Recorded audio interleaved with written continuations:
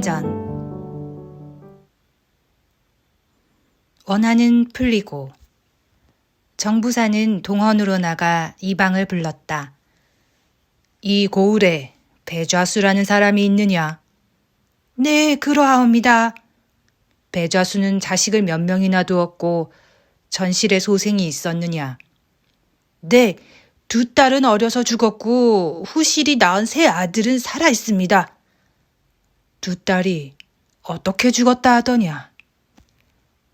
남의 일이라 자세히는 알지 못하나 대강 듣사오니 큰딸은 몇 년 전 봄에 부끄러운 일을 저질러 스스로 못에 빠져 죽었다 하온데 자매의 정이 각별하여 동생이 밤낮으로 통곡하다가 제 언니가 빠져 죽은 못에 빠져 죽은 듯 원혼이 되어 못가에 나와 앉아 울며 말하길 계모의 모해를 입어 악명을 쓰고 죽었노라 하니 지나는 사람들이 듣고 울지 않는 사람이 없다 하옵니다.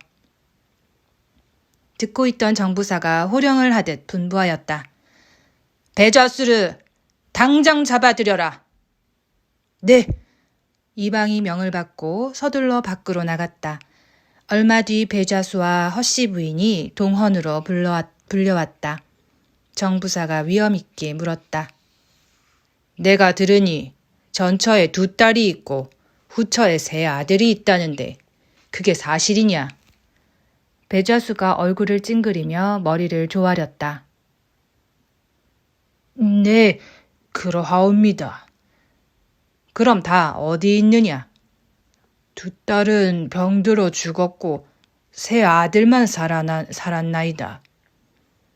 정부사가 갑자기 소리를 높여 호령을 했다. 두 딸이 무슨 병으로 죽었느냐? 바른 대로 말하면 죽기를 면하려니와 그렇지 않으면 매 아래 죽을 것이다. 배좌수는 얼굴이 흑빛으로 변하여 벌벌 떨며 얼른 말을 못했다. 옆에 있던 허씨가 대신 대답을 했다. 누구 앞이라고 감히 거짓말을 하겠습니까? 큰딸 장화는 집안에 망신시킬 일을 저지르고 스스로 부끄러움을 이기지 못해 연못에 몸을 던져 죽었습니다. 집안 망신시킬 일이라니 그게 무엇이냐? 숨김없이 말해봐라. 바르지 못한 행실이었습니다. 처녀로서 차마 저질러서는 안 돼. 그게 무엇이냔 말이다. 아기를 베었다가 낙태를 했사옵니다. 그게 사실이냐? 제 딸이 아닌 고로 이런 일이 후에 있을 줄 알고 낙태한 것을 보자기에 싸서 달하게 간직해 두었습니다. 어서 가서 그걸 갖고 오렸다. 허씨가 단숨에 달려가서 곧 보자기를 갖고 왔다. 아니, 이건...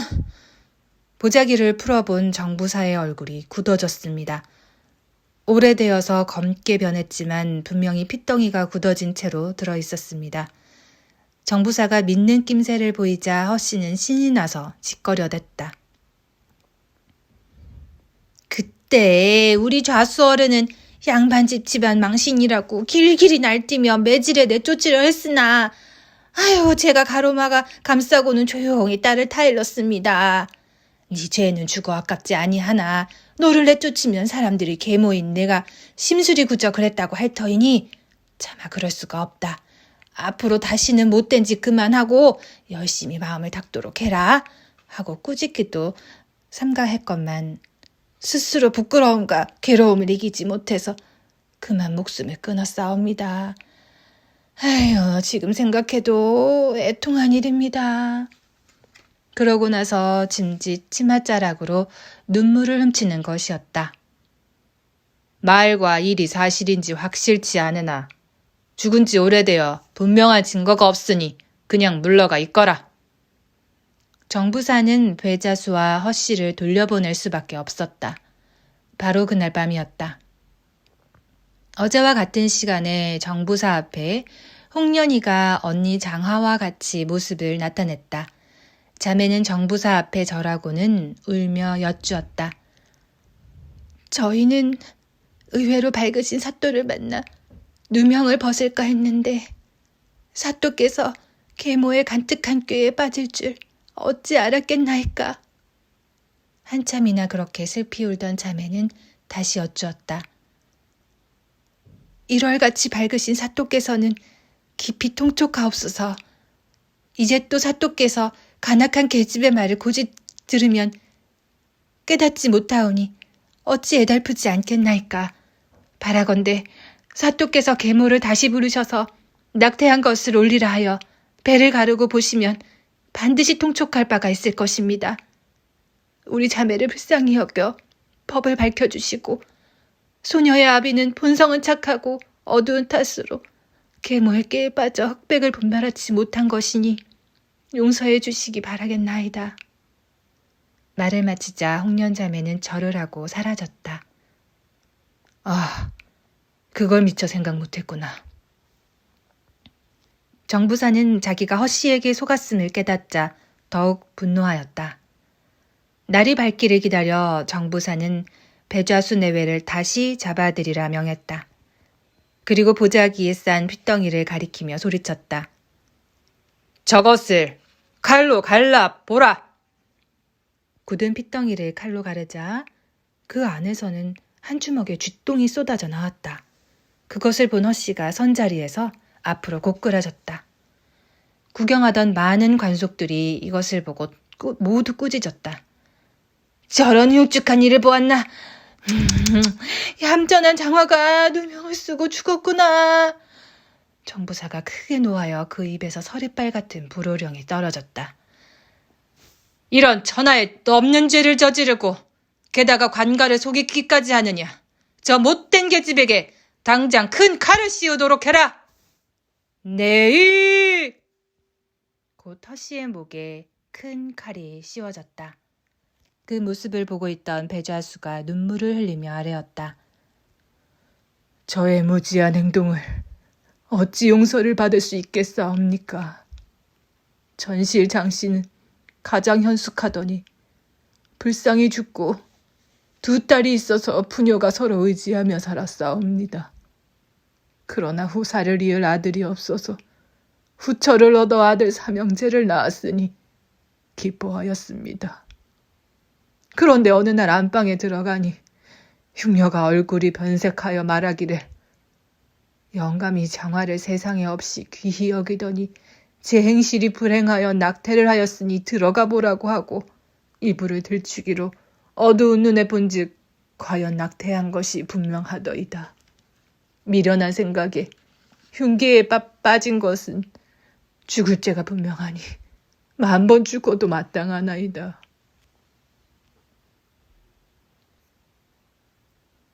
그 뒷이야기. 배좌수는 임금님의 처분으로 허씨를 능지하여 두 딸의 원혼을 달랜 것을 다행으로 여겼다. 그러나 시간이 지날수록 마음에 기쁨이 없고 오직 두 딸이 억울하게 죽은 것이 마음에 걸려 늘 슬퍼하였다. 새로 부인으로 맞이한 윤 씨는 얼굴도 곱고 마음씨도 착하여 배좌수는 크게 기뻐하였다. 하루는 배좌수가 잠을 이루지 못하고 뒤척이고 있는데 후련히 장화자매가 예쁘게 단장한 모습으로 들어와 사뿐히 절을 하더니 말했다. 저희 팔자가 기구하여 어머니여이고 모진 계모 만나 애매한 누명 쓰고 아버지와 이별하였으니 너무 원통하여 이 원정을 옥황상제께 아뢰었나이다. 그랬더니 상제가 너희 발전이 누구를 원망하겠느냐. 그러나 너희 아비와 세상 인연을 다하지 못했으니 다시 세상에 나가 부녀의 인연을 맺으라 하셨나이다. 좌수가 반가워하다 닭 꾸는 소리에 깨어보니 꿈이었다. 며칠 뒤 윤 씨의 꿈에도 선녀가 구름을 타고 내려와 연꽃 2송이를 주며 말했다. 이는 장화와 홍련이다. 그들이 애매하게 죽음을 상제께서 불쌍히 여겨 부인께 점지하니 귀히 길러 영화를 보아라.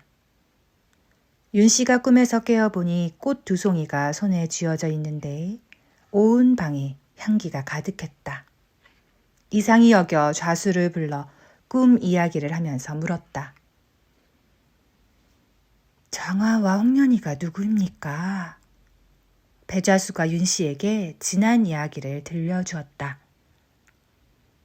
지난번 내 꿈도 그렇고 부인 꿈도 그런 걸 보니 두 딸이 태어날 징조인 것 같구려. 그러면 얼마나 좋을까요? 윤 씨는 그달부터 택기가 있더니 10달 지나 쌍둥이 두 딸을 순산하였다.